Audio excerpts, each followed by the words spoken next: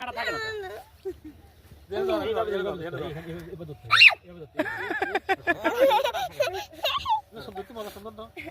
ধরো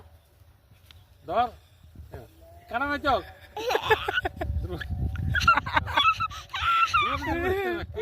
পারে দিবে এখানে ধরো এখানে আমি ধরছি এখানে ধরো এখানে ধরো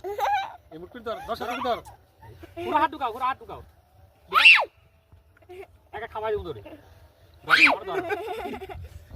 এবার ধর ওইটা মারছি এভাবে